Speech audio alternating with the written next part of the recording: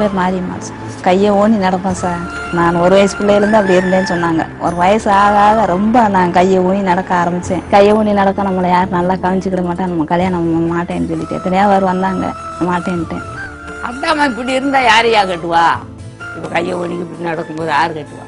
அந்த எலும்பு டாக்டர் இந்த மாதிரி ஆப்ரேஷன் பண்ணால் அவ்வளோ ஆகும்னு சொன்னாங்க சார். அன்றாட வேலை பார்த்து சாப்பிட்றதே கஷ்டம். எங்கள் வீட்டுகளில் 5 லட்சம் 6 லட்சம் ஆகும்னு சொன்னாங்க சார். இப்படியே கஷ்டப்பட்டு இருந்தோம். வைகோ மூலியத்தில் இந்த விளம்பரத்தை போட்டார்.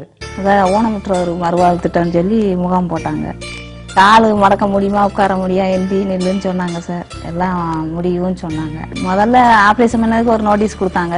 அந்த தேதி பிரகாரம் நான் ஆப்ரேஷன் பண்ண போனேன். திருப்பி நான் ஆப்ரேஷன் பண்ணி செஞ்சு அங்கே தங்கியிருந்து 20 நாள் 25 நாள் கழிச்சு வந்து வீட்டில் பெட் ரெஸ்ட் எடுத்தேன். 6 மாதத்துக்கு பேர் கட்டுப்பிடிக்க 6 மாதம் கழிச்சு வர சொன்னாங்க. அது ஒருபடி போனேன். திருப்பி கட்டுப்பிடிச்சிட்டு பூட்டு எல்லாம் அங்கேயே கொடுத்துட்டாங்க. காலுக்கு பூட்டு போட்டு நடந்தேன். பூட்டு போட்டு நடந்து அதுக்கப்புறம் எப்படி இருக்கு என்னன்னு வந்து பார்க்க சொன்னாங்க. முகாம் வந்து டெஸ்ட் பண்ணி போட்டு மாட்டி கொடுத்துட்டு திருப்பி அடுத்த 6 மாதம் 1 வருஷம் கழிச்சு டெஸ்ட் பண்ணாங்க. அடுத்து சிவகாசியில் ஒரு முகாம் போட்டாங்க. 2வது ஆப்ரேஷனுக்கு வந்து பண்ணிட்டு அது ஒரு 3 மாதம் அந்த மாவு கட்டோடய நடந்தேன்.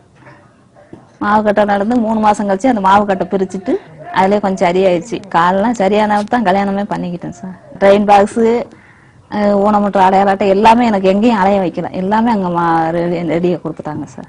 வைகோ தான் சார் முகாமுக்கே ஆரம்பம்.